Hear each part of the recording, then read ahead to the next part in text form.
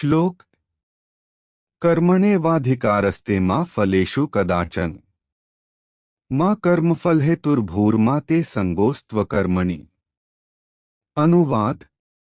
तेरा कर्म करने का अधिकार है, फलों में कभी नहीं। तू कर्मफल के हेतु नहीं बनना चाहिए और कर्म में आसक्ति नहीं होनी चाहिए।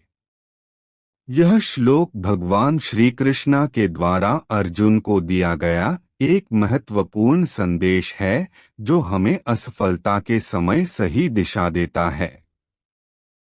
यहाँ श्री कृष्ण अर्जुन को समझाते हैं कि हमें कर्म करने का अधिकार है, लेकिन हमें फलों की चिंता नहीं करनी चाहिए। असफलता के समय हमें अपने कर्म के लिए जिम्मेदार रहना चाहिए, परंतु उसके परिणामों को हमारी मनोदशा पर अधिक ध्यान नहीं देना चाहिए।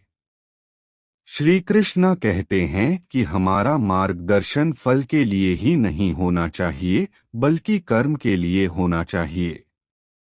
हमें आसक्ति मुक्त रहकर अपने कर्म को सच्ची भावना और समर्पण के साथ करना चाहिए। फल का निर्धारण या निष्कर्ष ईश्वर के हाथ में होता है और हमें उसे स्वीकार करना चाहिए। हमारा उद्देश्य आत्मिक विकास और कर्म के माध्यम से साधना होना चाहिए, न कि कर्मफल पर आधारित होना चाहिए।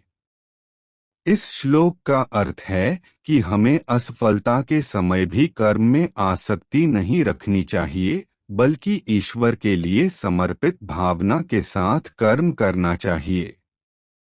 इसके माध्यम से हम अपने कर्म में सकारात्मकता, उद्धारण और स्वाधीनता विकसित कर सकते हैं।